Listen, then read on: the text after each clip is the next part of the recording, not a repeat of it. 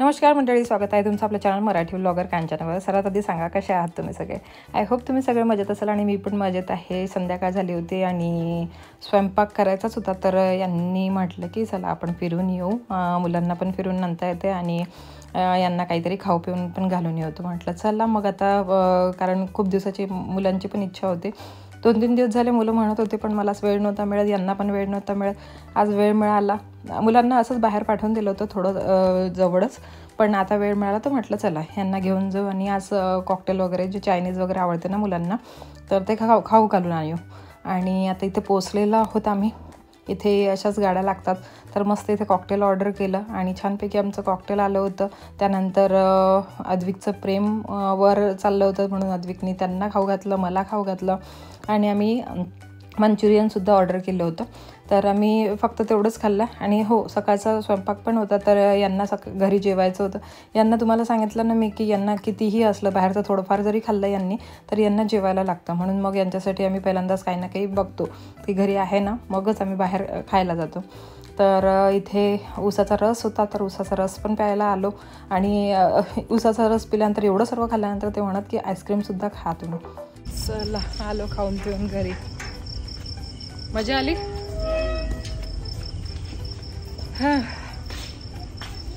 पूर्ण कॉकटेलच झालं, ते कॉकटेल खाल्लं तर आणखी पप्पा आईस्क्रीम म्हणत एका मागे एक। शेवटी आम्ही घरी आलो आणि आईस्क्रीम वगैरे काही खाल्ले नाही, पण हे मग परत आईस्क्रीमचे डबे घेऊन आले आणि आम्हाला आईस्क्रीम खायला लावले। तर म्हणजे जेवण वगैरे झाल्यानंतरची गोष्ट यांच्या। तर इथे आईस्क्रीम खात आहोत। काही दिवसापूर्वी माझ्यासोबत एक इन्सिडेंट घडलेला आहे, म्हणजे तुम्ही फसवणूकच समजू शकता, कारण तो इन्सिडेंट तुमच्यासोबत घडू नये किंवा ती फसवणूक तुमच्यासोबत होऊ नये म्हणून मी हा व्हिडिओ बनवत आहे। आणि तुम्हाला समोर सांगतेच काय झालेलं होतं माझ्यासोबत आणि मी कसं त्याला हँडल केलं त्या सर्व गोष्टीला। तर त्याआधी मी सांगते की सर्व महिलांचे जे प्रॉब्लेम आहे, म्हणजे बिकनी लाईनचे हेअर कसे काढावेत, तर त्यासाठी खूप जणांचे क्वेश्चन्स होते। खूप जण वेगवेगळ्या प्रकारे बिकनी लाईनचे हेअर काढतात, जसे की कोणी रेझर यूज करतं, कोणी ट्रिमर यूज करतं, कोणी वॅक्सिंग करतं, तर कोणी क्रीम यूज करतं। अशा प्रकारे प्रत्येक जण आपल्या प्रायव्हेट पार्टचे हेअर रिमूव्ह करत असतात। सर्व गोष्टीचे साईड इफेक्ट्स पण आहेत, जसं की रेझर जर यूज केलं तर रेझरनी कट्स लागायची भीती असते। जर तुम्ही ट्रिमर यूज करत असाल तर लवकर हेअर ग्रोथ होते आणि इनग्रोथ हेअर पण येते। आणखी तो सेफ आहे एक, पण ह्या गोष्टी लवकर फेस कराव्या लागतात।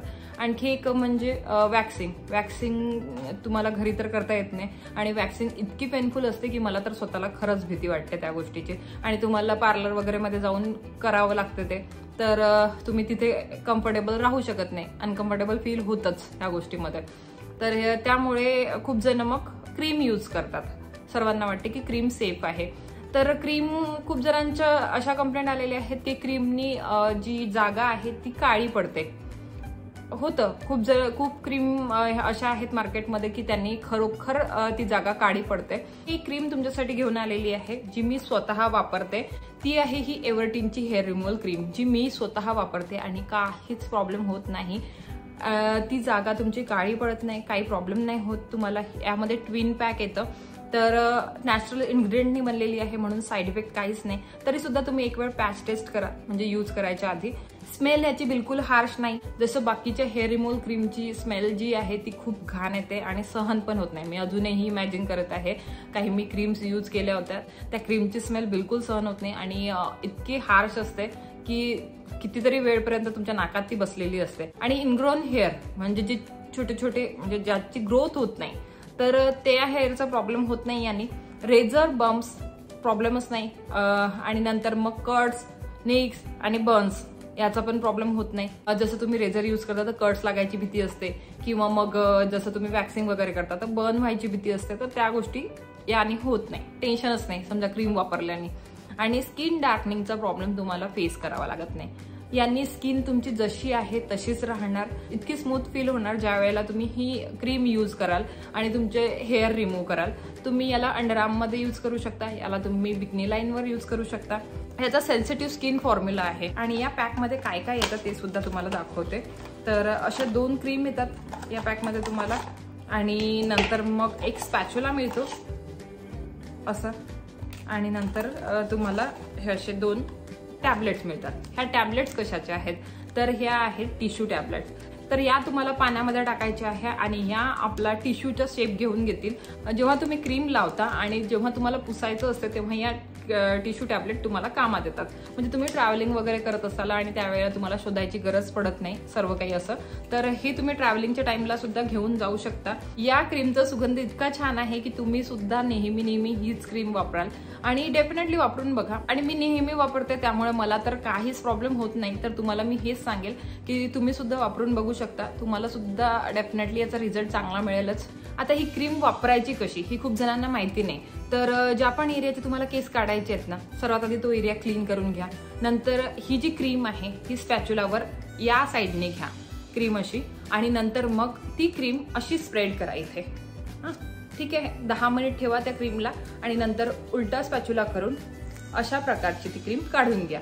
तुमच्या स्किनचे पूर्ण हेअर निघून जातील. नंतर तो एरिया पूर्ण टिश्यूनी पुसून घ्या. तर असं या क्रीमला वापरायचं आहे आणि डेफिनेटली तुम्ही वापरून बघू शकता. लिंक मी डिस्क्रिप्शन बॉक्समध्ये दिलेली आहे. आणि पॅच टेस्ट करायला विसरू नका, कारण कधी कधी कोण ना कोणाची खूप जास्त सेन्सिटिव्ह स्किन असते.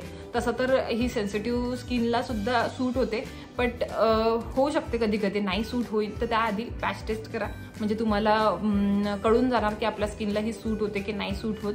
तसं तर नॅचरल इन्ग्रेडियंट्सनी बनलेली आहे, काही साईड इफेक्ट नाही आहे त्याचे आणि यामध्ये कोणतेच हार्मफुल केमिकल्स नसल्यामुळे तुमच्या स्किनला बिलकुलच हार्म करणार नाही.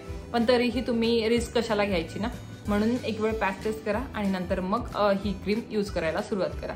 सूट झाली तर तुम्ही कंटिन्यू करूच शकता. आणि ही क्रीम जर विकत घ्यायची असेल तर मी लिंक तुम्हाला डिस्क्रिप्शन बॉक्समध्ये देऊन देईल. डिस्क्रिप्शन बॉक्स नक्की चेक करा आणि तिथून तुम्ही परचेस करू शकता. चला मग मी तुमच्यासोबत तो इन्सिडेंट शेअर करते की जो इन्सिडेंट माझ्यासोबत घडलेला आहे काही दिवसापूर्वी. अशीच मी दुपारला बसलेली होती एडिट करत व्हिडिओ आणि मला एक कॉल आला अननोन नंबरवरून. आता तुम्ही सुद्धा तो अननोन नंबरवरून कॉल रिसीव्ह करत असाल, मी सुद्धा करते आणि माझे तर कोलॅबरेशन वगैरेचे कॉल असतातच, त्यामुळे मी रिसीव्ह केला कॉल. समोरून एक अंकल बोलतात कॉल रिसीव्ह केल्यानंतर की बेटा, म्हणजे माझ्या पप्पांचं नाव घेऊन, की तू यांची मुलगी आहे का, म्हणजे अरुण अंबळकरची मुलगी आहे का. तर म्हटलं हो, म्हणजे हिंदीमध्ये बोलत होते.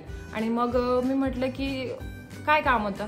तो म्हणतात की बेटा उनके अकाउंट से पैसे ट्रांसफर नहीं हो रहे हैं मेरे अकाउंट पे, तो उन्होंने बोला है कि आपसे बात कर ले और आप मुझे पैसे ट्रान्सफर कर दो.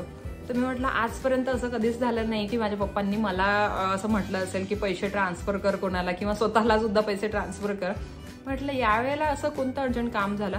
म्हणजे त्यांच्या अकाउंटमध्ये काहीतरी एरर आलेला आहे आणि प्रॉब्लेम होत आहे, तर माझ्या अकाउंटमध्ये खूप वेळचे ते ट्राय करत आहेत आणि पैसे ट्रान्सफर होत नाही आहेत त्यांचे. म्हटलं ठीक आहे. मग मी तरी विचार केला की समजा पप्पांना पैशाची गरज सुद्धा असली, तशी तर गरज पडतच नाही म्हणजे असं आम्हाला सांगायची, पण म्हटलं काम जरी असलं तर ते मला का कॉल करायला लावतील आणि करतील इथे ते स्वतः करतील ना मला कॉल. म्हणजे असं कोणाला दुसऱ्यांना ज्यांना ट्रान्सफर करायचे आहे त्यांना का कॉल करायला लावतील, आणि करायलाही लावतील तर मुन्ना किंवा गोलूला करायला लावतील, मला का करायला लावतील. मी पण शॉक झाले की म्हटलं नाही, पप्पा तर असूच शकत नाही, पप्पांनी हे करूच शकत नाहीत पप्पा. त्यांना म्हटलं ठीक आहे हे अंकल मी करते म्हटलं, पण मला एकदा पप्पांसोबत बोलू द्या. एकदम घाबरून म्हणतात नहीं बेटा अभी चाहिए क्योंकि अभी बहुत अर्जेंट है और मुझे भी कहीं जाना है. तर मी म्हटलं ठीक आहे अंकल मैं कर देती हूँ आपको कोई प्रॉब्लम नहीं, बट मुझे पापा से बात करने दो. मी तसाच कॉल कट केला आणि मला माहित होतं मी पप्पांनाही कॉल नाही केला, काहीच नाही, तसाच कॉल कट केला आणि लगेच त्यांना परत कॉल केला. परत तो कॉल लागतच नव्हता. मी म्हटलं हा फ्रॉड आहे आणि तो तुमच्यासोबत मला शेअर करायचा होता. ही फसवणूक तुमच्यासोबत सुद्धा होऊ शकते कधीही. म्हणजे मला तर माहिती होतं की ही फ्रॉड आहे, कारण हे मला असे इन्सिडेंट सांगत राहतात घरी की असं असं होतं, असे फ्रॉड कॉल्स येतात आणि तुम्ही फसू शकता म्हणून. तर ते मला माहिती होतं की असं असं माझ्यासोबत सुद्धा हेच फ्रॉड कॉल आहेत आणि यांना मी आल्याबरोबर सांगितलं की असं असं मला माझ्यासोबत झालेलं होतं. त्याआधीच मी ते सॉल्व्ह करून घेतलं. म्हणजे मी कट केला आणि लगेच मी पप्पांना कॉल करायच्या ऐवजी मी परत त्यांनाच कॉल केला, तर तो लागत पण नव्हता कॉल. तर असं होऊ शकतं, सर्वांसोबतच होऊ शकतं, माझ्यासोबतच झालं असं नाही. म्हणून मी हा व्हिडिओ बनवायचा विचार केला की चला तुमच्यासोबत पण शेअर करून देते, म्हणजे तुम्ही अलर्ट राहाल, तुम्हाला असा प्रॉब्लेम होणार नाही, तुमची फसवणूक होणार नाही. म्हणून म्हणते की कोणावर विश्वास ठेवू नका. जर असे कॉल येत असेल तर पहिल्यांदा कन्फर्म करा की तो व्यक्ती खरा आहे खोटा आहे. ह्या कॉल्सवरून वाचायचं असेल तर तुम्हाला अलर्ट राहावं लागेल. चला, आय होप तुमच्यासाठी हा व्हिडिओ हेल्पफुल राहिला असेल. हेल्पफुल राहिला असेल तर प्लीज व्हिडिओला लाईक करा, शेअर करा आणि चॅनलला सबस्क्राईब करायला विसरू नका जर तुम्ही अजूनपर्यंत नसेल केलं तर. आणि याच्याशिवाय 2 आणखी चॅनल आहेत माझे, त्याला पण तुम्ही सबस्क्राईब करू शकता. दोन्ही चॅनलचा लिंक, इन्स्टाचा लिंक तुम्हाला डिस्क्रिप्शन बॉक्समध्ये मिळून जाणार. डिस्क्रिप्शन बॉक्स नक्की चेक करा. चला मग बाय, टेक केअर आणि लव्ह यू ऑल. आणि हो, क्रीमचा लिंक सुद्धा तुम्हाला डिस्क्रिप्शन बॉक्समध्ये मिळणार. डिस्क्रिप्शन बॉक्स चेक करायला विसरू नका. बाय.